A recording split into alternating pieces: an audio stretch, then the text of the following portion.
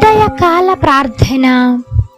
ఈరోజు దేవుడు మనకు అనుగ్రహించు దేవుని వాగ్దానము, నీ తండ్రి నీకు ప్రతిఫలమిచ్చును.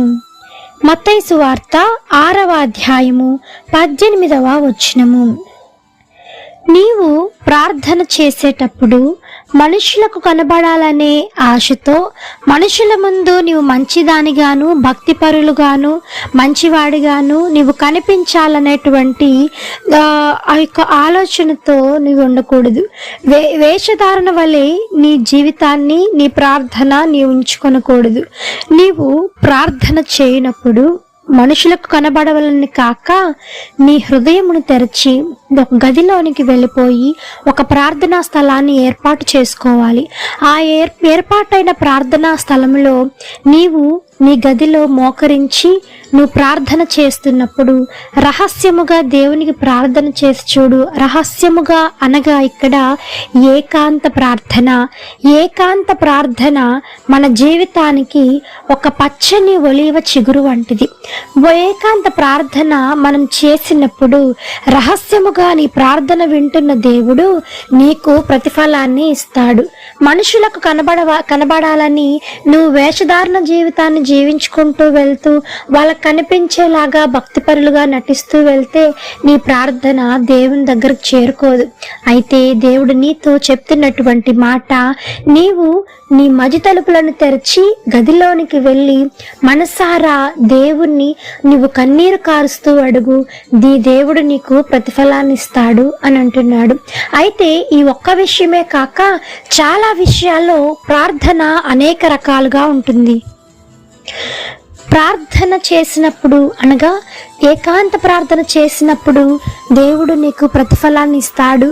అదే విధముగా నీవు దేవునికి కానుక ఇస్తూ ఉన్నప్పుడు కూడాను దేవుడు దాన్ని చూస్తూ ఉంటాడు. అనగా ఏంటంటే ఎంతో మంది మనుషులకు కనిపించేలాగా ఇదిగో మేము ఇన్ని వేలు వేస్తున్నాము, దేవునికి ఇన్ని వేలు కానుకగా ఇస్తున్నాము, ఇన్ని వందలు కానుకగా ఇస్తున్నాము, అందరు కనిపించుకుంటూ వేస్తారు. కానీ అట్లా కాకుండా మనుషులకు కనబడవాలని కాక నీవు మనసారా నీ దగ్గర ₹1 ఉన్నా సరే అది నువ్వు రహస్యంగా దేవునికి ఇచ్చి చూడు. ఆకాశ వాకిళ్లను ఇప్పి దేవుడు నీ యొక్క జీవితాన్ని వెలుగుమయంగా చేస్తాడు. అదే విధముగా ఇలా చాలా విధాలుగా నీవు దేవుని పట్ల దేవుని వాక్యానుసారంగా నీవు నడుచుకున్నప్పుడు రహస్యముగా నీవు చేసినటువంటి మంచి పనులు దేవుడు ఆయన కూడా చూసి నీ పనులను బట్టి నీ క్రియలను బట్టి దేవుడు నీకు ఒక గొప్ప ప్రతిఫలాన్ని ఈ దినమున ఇవ్వబోతూ ఉన్నాడు. ఆమెన్. ఈ యొక్క వాగ్దానము ప్రతి ఒక్కరి జీవితంలో నెరవేరాలని కోరుకుంటూ అందరం కలిసి ప్రార్థన చేద్దాం. ప్రార్థన. మమ్మలను మిక్కిలిగా ప్రేమించిన మా ప్రియ పరలోకపు తండ్రి, మీ ఘనమైన పాదములకు వేలాది వందనములు, స్తుతి స్తోత్రములు చెల్లిస్తున్నాం దేవా. ఆశ్చర్యకరుడవు, ఆలోచనకర్తవు, జీవాధిపతి మీకు వందనములు తండ్రి. పరిశుద్ధాత్మ దేవా, మీ బంగారు పాదములకు వెలకట్టలేని వందనములు దేవా.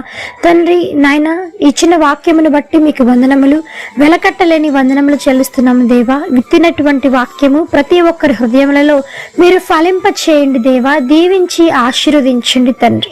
నాయన, ప్రార్థన మా జీవితంలో ఎంతో ముఖ్యమో నేర్చుకున్నాము తండ్రి. అట్టి ప్రార్థనను మాకు దయచేయండి. అట్టి ప్రార్థన మేము చేయువారుగా ప్రతి ఒక్కరిని మీరు ఆయత్తపరచమని వేడుకుంటున్నాం దేవా. నిజమే తండ్రి, నేను రహస్యంగా మీకు ప్రార్థన చేసినప్పుడు వేషధారుల వలె కాక తండ్రి మనసారా మా హృదయపు తలుపులు తెరచి మా హృదయముతోనూ ఆత్మతోనూ మీకు ప్రార్థన చేసినప్పుడు దేవా మాకు రహస్యముగా చూసి తండ్రి నాయన మాకు నాయన ప్రతిఫలాన్ని ఇస్తానన్న దేవా మీకు స్తోత్రము తండ్రి. నాయన, ఈ దినమంతా మీ కాపుదల కింద భద్రం చేయండి తండ్రి. ఆయన ఎంతమందికి ఎటువంటి సమస్యలతో బాధపడుతున్నారో ప్రతి ఒక్క సమస్యలు మీరు తీర్చండి దేవా. మీ చిత్తం అయితే ప్రతి ఒక్క సమస్యలో మీరు వారికి విజయం చేకూర్చండి. శోధన జయించే శక్తిని వారికి అందించమని వేడుకుంటున్నాం దేవా. బలహీనకు బలం చేకూర్చండి. ఆర్థిక సమస్యల నుంచి విడుదల కలిగించండి. వివాహ సమస్యల నుంచి విడుదల కలిగించండి. గర్భఫలాలు లేని వారికి గర్భఫలాలు అందించండి. నేను నెమ్మదిలేని కుటుంబాలకు శాంతిని, సమాధానమును, ఐక్యతను దయచేయండి దేవా. సహాయం చేయమని వేడుకుంటున్నాం తండ్రి. నెమ్మదిలేని కుటుంబాలకు నెమ్మదిని దయచేయండి. విడిపోతున్న కుటుంబాలను మరలా మీరు జతపరచండి, ఐక్యపరచండి.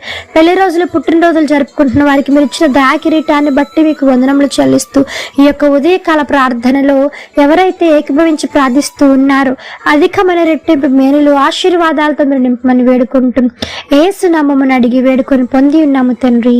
ఆమేన్. ప్రార్థించండి, విశ్వాసం ఉంచండి, మీరు తప్పకుండా అద్భుతాలను చూస్తారు. దేవుని దీవించును గాక. ఆమేన్. God bless you.